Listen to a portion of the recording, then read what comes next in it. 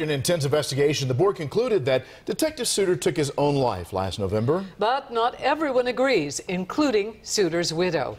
WJZ investigator Mike Halgren is live where it all happened in West Baltimore, breaking down today's report. Mike?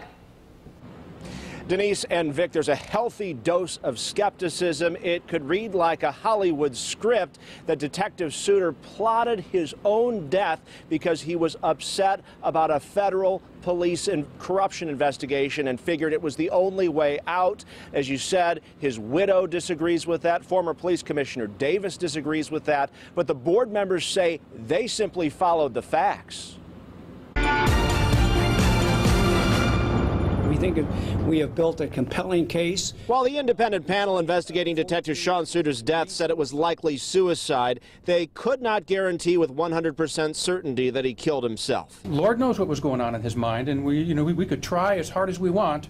We may find out a few other things, but we'll never know everything. And it's the facts that we found and that we discovered that brought us to this conclusion. There is still more to be done. As has been indicated, the report represents additional evidence. Grainy video from that day last November shows Suter pacing, running into an abandoned lot in West Baltimore. Seconds later, gunfire. His partner ran out. The review board believes there was no time for a struggle with a suspect and that Suter's audio transmissions shed little light on the case. Investigators say the motive was that Suter was the subject of a federal investigation into the corrupt gun trace task force.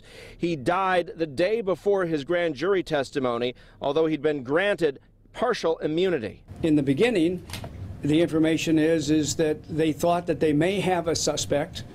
It turns out that Sean Suter's partner did not actually see the suspect, but heard the description from the detective. The board found Suter had blood on his shirt sleeve. They uncovered a new witness and performed a new test showing Suter's DNA residue on his service weapon, the one used to kill him, all bolstering their suicide theory. Board members say this was not a hit. And there was a total of 8 seconds when somebody wasn't being observed. It was not possible. The board criticized former Commissioner Kevin Davis for providing misleading information to the public. According to this report, we've all been misled.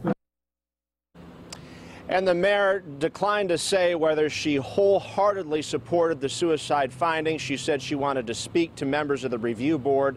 The medical examiner's office ruled this a homicide. They're reviewing this report. They could change that finding, and it's worth noting that interim police commissioner Gary Tuggle says this is still an open investigation.